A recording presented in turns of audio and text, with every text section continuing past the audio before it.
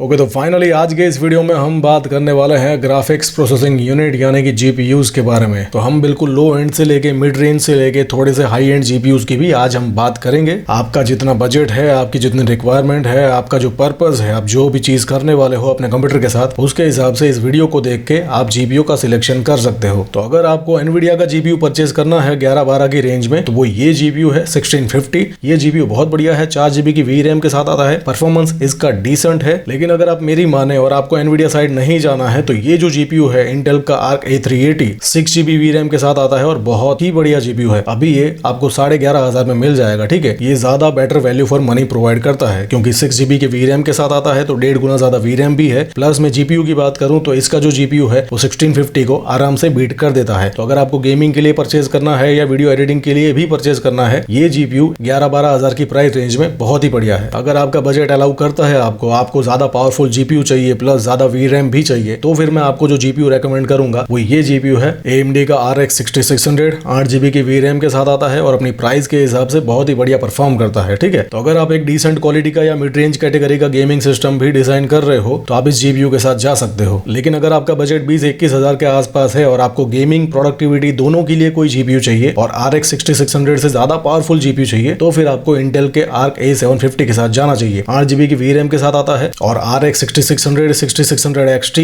और RTX 3050 उन सब में नंबर 1 है, सबको बीट करता है। और इसलिए 20-21 हजार की प्राइस पॉइंट पे मैं आपको ये जीपीयू अनडाउटेडली रेकमेंड कर सकता हूं। तो एनवीडिया का जो जीपीयू है 18-20 की प्राइस रेंज में, वो ये जीपीयू है RTX 3050। 8 GB के वीरैम के साथ आता है और ये जितने भी जीपीयूज अभी हमने डिस्कस किए उन सब में सबसे कम परफॉर्म करता है। ठीक है, तो मैं आपको ये रेकमेंड नहीं करूंगा। अब अगर आपका बजट उससे भी थोड़ा सा हायर है और आपको ज्यादा परफॉर्म करने वाला जीपीयू चाहिए, तो 24,000 की प्राइस रेंज में गेमिंग के लिए मैं ये जीपीयू आपको अनडाउटेडली रेकमेंड कर सकता हूं। AMD का RX 6650 XT 8 GB की वीरैम के साथ आता है और गेमिंग में बहुत ही बढ़िया परफॉर्म करता है। लेकिन आपको 24,000 की प्राइस रेंज में कंटेंट क्रिएशन के लिए, प्रोडक्टिविटी के लिए कोई जीपीयू चाहिए, तो इसको गलती से भी परचेज मत करना। आपको जाना चाहिए एनवीडिया के 3060 12 GB वर्जन के साथ, जो आपको 24,000 में मिल जाएगा। तो भले ही गेमिंग में AMD वाला जीपीयू इसको बीट कर देता है, लेकिन कंटेंट क्रिएशन में ये जीपीयू उस जीपीयू को बीट कर देता है। 12 GB की वीरैम के साथ आता है। तो अगर आपको 4K 5K 6K या 8K वीडियो एडिटिंग भी करनी है तो आपको डेफिनेटली इस जीपीयू के साथ जाना चाहिए। अब अगर आपका बजट उससे भी थोड़ा सा ज्यादा है और आप 27,000 तक खर्च कर सकते हो, तो 27,000 की प्राइस रेंज में सबसे बढ़िया जो जीपीयू है अभी गेमिंग के लिए AMD का RX 7600 8 GB की वीरैम के साथ आता है और बहुत ही बढ़िया परफॉर्म करता है। और अगर आपको उसी प्राइस सेगमेंट में एनवीडिया के किसी जीपीयू के साथ जाना है, तो फिर मैं आपको रेकमेंड करूंगा ये वाला जीपीयू एनवीडिया का GeForce RTX 4060, जो कि 8 GB की वीरैम के साथ आता है और बहुत ही बढ़िया परफॉर्म करता है। अभी हमने जिस जीपीयू की बात की यानी कि AMD का RX 7600, उसको ये वाला जीपीयू बीट करता है। तो ये जीपीयू अभी आपको मार्केट में 28 साढ़े 28 की रेंज में मिल जाता है। चाहे हम गेमिंग की बात करें या प्रोडक्टिविटी की, कंटेंट क्रिएशन की बात करें, दोनों ही कंडीशन में ये जीपीयू बहुत बढ़िया है। लेकिन अगर आप सिर्फ 2-2.5 हजार रुपए ज्यादा डालते हो और आपको 8 GB से डबल यानी कि 16 GB की वीरैम के साथ कोई जीपीयू चाहिए, तो आपको मैं ये जीपीयू रेकमेंड करूंगा इंटेल का आर्क A770, जो कि इस प्राइस पॉइंट पे 16 GB की वीरैम के साथ आता है। 3031 में आपको मिल जाएगा। कंटेंट क्रिएशन में तो इंटेल के जीपीयूज अनडाउटेड विनर होते हैं, लेकिन गेमिंग में भी इस पर्टिकुलर प्राइस सेगमेंट में बहुत ही बढ़िया परफॉर्म करता है। अब अगर आपका बजट उससे भी थोड़ा सा हायर है और आप 3,000 रुपए ज्यादा खर्च कर सकते हो, तो 34,000 के प्राइस पॉइंट पे ये जो जीपीयू है AMD का